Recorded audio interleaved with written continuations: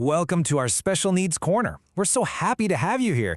Today, we're going to break down 4 really powerful models that basically define how students with disabilities experience their education.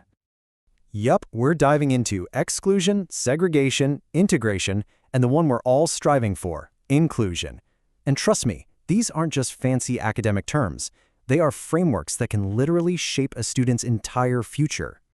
And just so we're all on the same page, we're not just making this stuff up.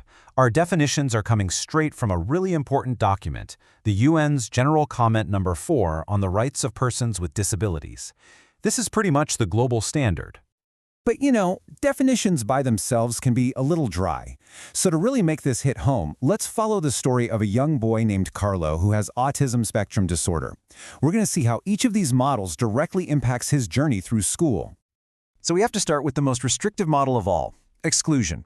The UN defines this one very simply. It's when students are, for any reason, prevented or denied access to an education, period. I mean, this visual makes it painfully clear, doesn't it?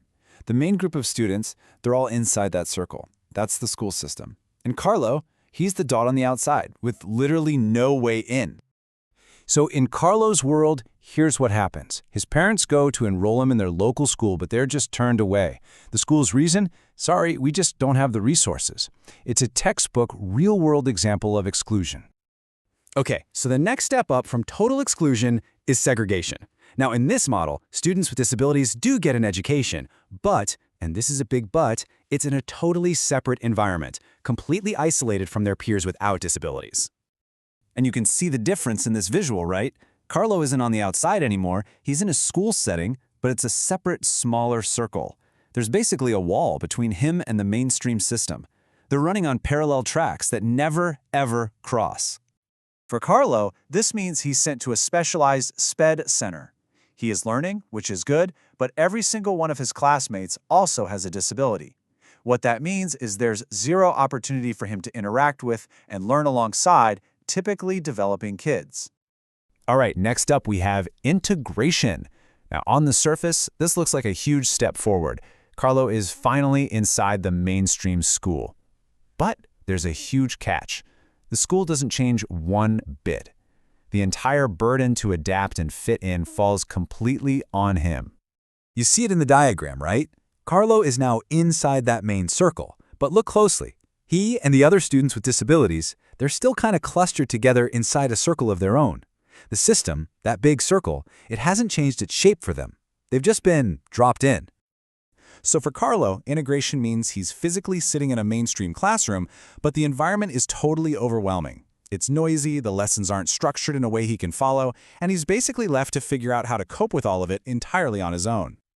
And that brings us to the ultimate goal, inclusion.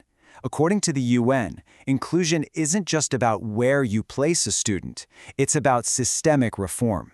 The entire school, its content, its teaching methods, its strategies, it all changes to meet the needs of every single student. This final visual just says it all. Look how the circle itself has transformed. It's not one single uniform group anymore. It's this diverse community where every dot, every student, including Carlo, truly belongs. The system has finally adapted to the student. So in an inclusive school, Carlo isn't just there, he's actively supported. The school gives him a visual schedule so he knows what's happening next. He gets noise-canceling headphones for when things get too loud. And they pair him with a peer buddy to help him build real friendships. The system itself has changed for him. And this right here, this is probably the most important thing to remember from all of this. In integration, the student has to change to fit the system. But in inclusion, the system must change to fit the student. That is the critical difference. And this isn't just some nice idea or a feel-good theory. True inclusion, the kind that happens because the system itself reforms, well, that's the stated goal of modern educational policy all around the world. It's the standard we're all trying to reach. And for our viewers in the Philippines, this isn't just a goal. It's actually a mandate. It's right there in black and white, in policies like DepEd Order 44 from 2021, which is guiding the country's push towards fully inclusive education. Thanks for watching. We are grateful for your interest in learning about special needs education, or in general, inclusive education. God bless.